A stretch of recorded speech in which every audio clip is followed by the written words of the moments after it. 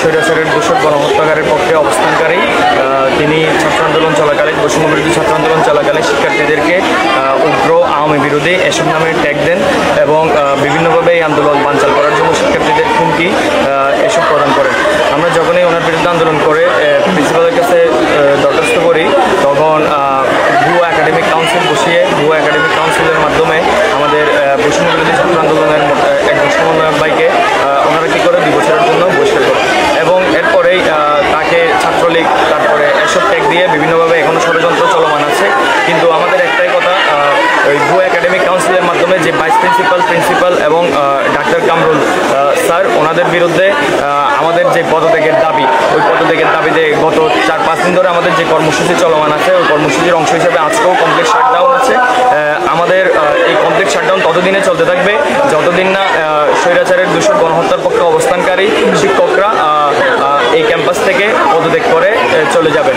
আমাদের কর্মসূচির অংশ হিসাবে আজকে কমপ্লিট শাটডাউনের 2য় দিন এবং সামনের দিনগুলোতেও আমরা এই কমপ্লিট শাটডাউন কর্মসূচি অব্যাহত রাখবো এবং এর সাথে নতুন কর্মসূচি ঘোষণা করব যদি আমাদের দাবি মেনে নেওয়া না হয়।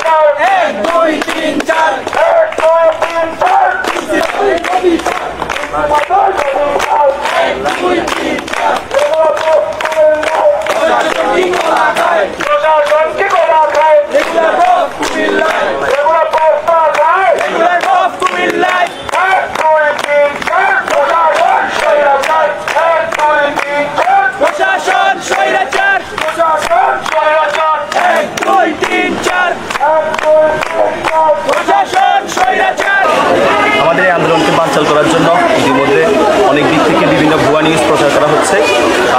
বিভিন্ন পলিটিক্যাল হোক বা অন্য কোনো ইস্যু নিয়ে বিভিন্ন ভুয়া নিউজ প্রচার করা হচ্ছে আমাদের আন্দোলনকে অন্যদিকে নেওয়ার জন্য। কিন্তু আমরা ছাত্র সমাজ যে আন্দোলন নেমেছি এই আন্দোলন অটল থাকবো।